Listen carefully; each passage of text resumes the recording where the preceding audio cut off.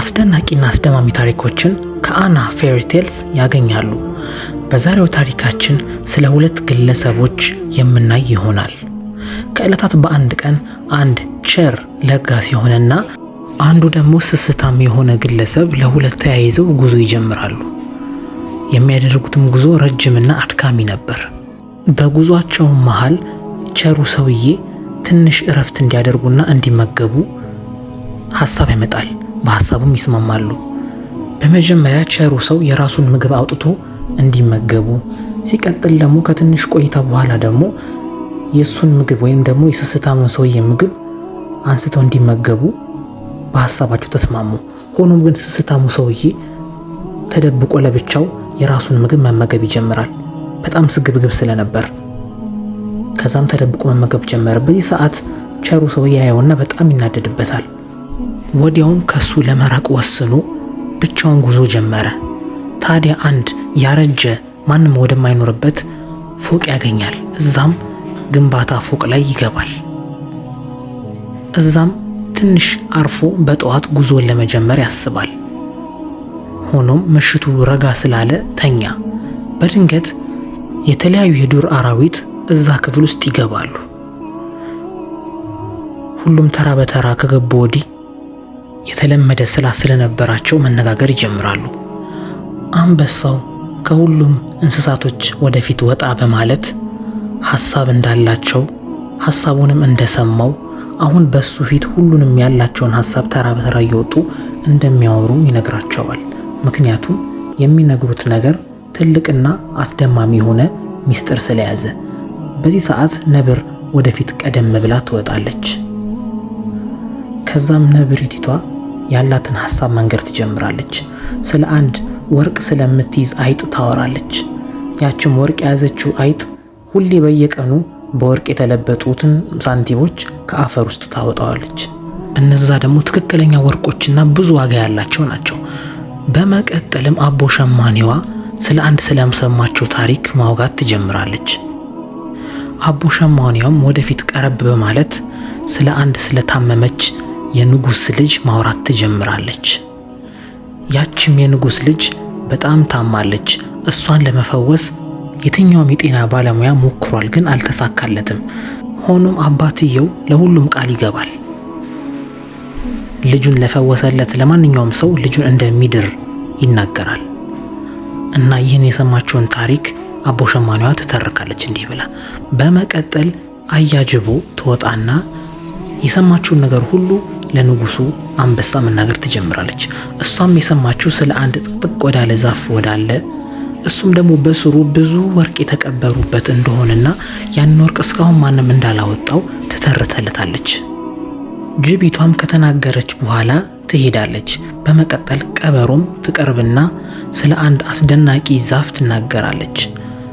የሆነ ቀን እሷና ልጆቿ ተርበው ሳለ ያችኛዋን ዛፍ ይመገባሉ። ያችኛዋ ዛፍ የአትክልት ዘር ብትሆንም ልክ እንደ ስጋ ትጣፍጣለች። ይህንንም ትተርታለች። በመቀጠል ተኩላው ትመጣለች። ያችም ተኩላ ስላጋጠማት ታሪክ አንድ በአንድ መናገር ትጀምራለች። በጨለማ ሰዎች ሊገሏት እንደሞከሩና እሷም እንዳመለጠች ትናገራለች። የዱር አውሬዎቹ ይህንን ታሪክ በሚተርኩበትና እርስ በርስ በሚነጋገሩበት ጊዜ ያ ምስኪኑና ደጉ ሰውዬ ይህንን ነገር ይሰማል። በጣም ይደናገጣል። ምክንያቱም የሰማው ነገር ሁሉ እውነት ከሆነ እሱ ህይወቱን ሊቀይረው እንደሚችል ተስፋ ያደርጋል። እንዳለውም እስኪነጋ ይጠብቃል። በሚነጋም ሰዓት እንስሶቹ ከዛች ቤት ይወጣሉ። በዚህ ሰዓት የሰማውን ነገር ለማጣራት ጓጉቶ ስለነበር ቶሎ እሱም ይወጣል። ወዲያውም ወደ ተባለችው ወደ ወርቅ ስለምትመስለው አይጥ ለማጣራት ሲሄድ ያየው ነገር እውነት ሆኖ ያገኘዋል። እሱም ወዲያው ድንጋይ በመያዝ ያለችበትን ቦታ በመሄድ ያባራታል። ካባረራትም ወዲህ እሷ የለቀመችውን ወርቅ በሙላ ሰብስቦ ይዞ ይሄዳል። እንስሶቹ ሲነጋገሩ የሰማውን ታሪክ እውን ለማስባል ወደ አንድ ገበሬ ይሄዳል። ያም ገበሬ አንዲት ዶሮ አለችው። ያቺ ዶሮ የምትጥለው እንቁላል በጣም ፈውስ አላት። አቦ ሸማኔዋ የተናገረችውም ይህን ታሪክ ነበር። ወዲያውም እሱ የያዘውን ወርቅ ለገበሬው ዶሮን እንዲሸጥለት ይነግረዋል። ገበሬውም በጣም ውድ እንደሆነና ዶሮዋ ደግሞ ያን ያህል እንደማታወጣ ይነግረዋል። ሆኖም ይህ ሰውዬ ችግር የለውም ብሎ ያን ሁሉ ወርቅ ይሰጠውና ዶሮዋን ይዞ ይሄዳል። ያቺም ዶሮ የምትጥለው እንቁላል የእውነትም ፈውስ ያላት መሆኑን ለማጣራት እስክትጥለት ይጠብቃል። ዶሮይቷም እንቁላል ትጥለታለች። ያንን እንቁላል ይዞ ወደ ልጁ ወደ ታመመችበት ንጉስ ዘንድ ይሄዳል። ወዲያውም ንጉሱ ዘንድ በመቅረብ ልጁን ሊፈውሳት እንደሚችል ይናገራል። ንጉሱ ደግሞ ወዲያው ይናደድና ልጄን ካልፈወስካት እገልሃለሁ ብሎ ይነግረዋል። በዚህ ሰዓት ችግር የለውም፣ ሆኖም ግን እሷን ለመፈወስ ለብቻዬ ባዶ ክፍል ውስጥ እሷን ማግኘት ፈልጋለሁ፣ ብቻዬን እሷን ባለችበት መፈወስ ፈልጋለሁ፣ ሰው እንዲያየኝ አልፈልግም ይላል። ንጉሱም በሐሳቡ ይስማማል። ልጁ እንድትድንለት ስለሚፈልግ ምንም አልተከራከረውምና እሺ ይለዋል። ይህ ቸሩን ግለሰብ በውሳኔው በጣም ይደሰታል። ወዲያውም ወደ ልጅቷ ጋር ለመግባት ይወስናል። የቤተ መንግስቱም ዘበኞች ልጁን ወደ ልጅቷ ቤት ያደርሱታል። እሱም ቀጥታ እንቁላሉን ይዞ ወደ ታመመችው ልዕልት ጋር ይሄዳል። ወደ ክፍሏ እንደገባም እጁን ዘርግቶ ወደ ፈጣሪው ይጸልያል። በመቀጠልም የያዘውን እንቁላል በእቃ ላይ ያስቀምጠዋል። በእቃ ላይ ካስቀመጠ ወዲህ በጨርቅ አጥልሎ ወደ ልጅቷ ጋር ጠጋ ማለት ይጀምራል። ከዛም ትንሽ ግንባሯ ላይ ሲያስቀምጠው እግሮቿ መንቀሳቀስ ይጀምራሉ። ከዓመታት በኋላ እግሮቿ ይንቀሳቀሳሉ። ተስፋ አልቆረጠም። ደግሞ በደንብ እሷን መፈወስና በእንቁላሉ ግንባሮቿን ፊቷን ማሸት ይጀምራል። በዚህ ሰዓት የታመመችው ልዕልት ሙሉ ለሙሉ ትነቃለች። እሱም በጣም ደስ ይለዋል። ከዛም በላይ ቁጭ ማለትም ትጀምራለች። ለዓመታት ተኝታ ነበር፣ የአልጋ ቁራኛ ሆና ነበር። ወዲያውም ለንጉሱ ሲነግረው ንጉሱ በጣም ይደሰታል። ቃል እንደገባውም ልጁን ለሚፈውስ ልጁን እንደሚድረው ስለተናገረ ይህንን ቸር ሰውዬ ከልጁ ጋር ወደ ትዳር ያስገባቸዋል። ይህም ልዑል በሰፊ የሰርግ ስነ ስርዓት ከሚስቱ ጋር ይጋባል። ግን አንድ የቀረው ነገር አለ። ቀበሯ የተናገረችው አንድ ትርክት አለ። ከትልቁ ዛፍ ጀርባ የተቀበረ ብዙ ወርቅ እንዳለ ለንጉሱ ያስረዳዋል። የተወሰኑ አጋዥ ወታደሮች እንዲሰጠውና ከነሱ ጋር በመሄድ ወርቁን ቆፍሮ ለማውጣት እንደሚፈልግ ለንጉሱ ያስረዳዋል። ንጉሱም በሐሳቡ ይስማማና የተለያዩ ሰራዊቶችን ይልክለታል። ጥቂትም እንደተጓዙ ወደ ግዙፏ አታክልት ወይንም ደግሞ ረጅም ቅጠል ወዳላት ዛፍ ይደርሳሉ። ከቆፈሩም በኋላ የተቀመጠውን ወርቅ ያገኙታል። ይህ ቸር ሰውዬ ቸር ስለነበር ለሁሉም በፍትህ ያከፋፍላል። ለአካባቢው ሰዎችም አንድ በአንድ ያከፋፍላል ለድሆች። ታዲያ ያኔ ነበር ስግብግቡን ጓደኛውን ሰውዬ መንገድ ላይ ያገኘው። ምንም ስላልተቀየመው ያለውን አካፈለው።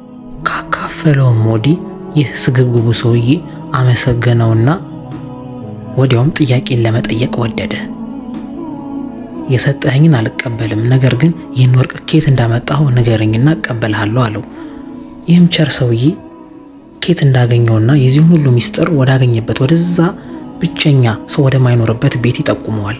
ያን ስግብግብ ሰውዬ የያዘውን ወርቅ ይዞ በመሮጥ ያንን ክፍል መፈለግ ይጀምራል። በስተመጨረሻም ያገኘውና እዛ ይገባል።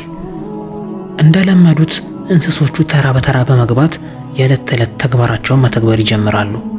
አንበሳው ወደፊት ቀረብ ይልና የተፈጠረውን አዲስ ነገርና ሁሉም ተራ በተራ እንደከዚህ ቀደሙ ያለውን ድንቅና ተአምራት እንዲነግሩት አንበሳው በጩኸት ያዛል። ያኔ ቀበሮዋ ሹክክ ብላ ትወጣና ከዚህ ፊት ያወሩት እያንዳንዱ ነገር የሆነ ሰው ሰምቷቸው እንደተገበረው ያቺ ወርቅ የምትምሰዋን አይጥ እንዳባረራትና ወርቋን እንደወሰደ እንቁላል የምትጥሏን ዶሮ እንደወሰደና የንጉሱም ልጅ እንደዳነች ይህን ሁሉ ነገር ደግሞ የሆነ ሰው ተደብቆ እንደሰማ ለአንበሳ ስትነግረው ይህ ስግብግቡ ሰውዬ በሁኔታው ይደናገጣል። ያኔ ነበር አንበሶቹና ሙሉ እንስሳው እውነት እንደሆነ ለማጣራት በሚፈልጉበት ጊዜ ይህን ስግብግቡን ሰውዬ ውስጥ ያገኙታል። አንድም ሳያዝኑለት ይቦጫጭቁታል። ወዲያውም ፈርቶ ማምለጥ ይጀምራል።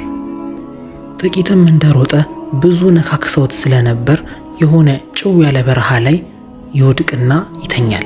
አልቻለም። ያ ደጉ ሰውዬ ደግሞ ከውብ ሚስቱ ጋር መኖር ይጀምራል። ደግ የመሆን መጨረሻው ይህ እንደሆነ ክፋትና መስገብገብ ደግሞ መጨረሻው ይህ ሁሉ እንደሆነ ከዛሬው ታሪካችን እንረዳለን።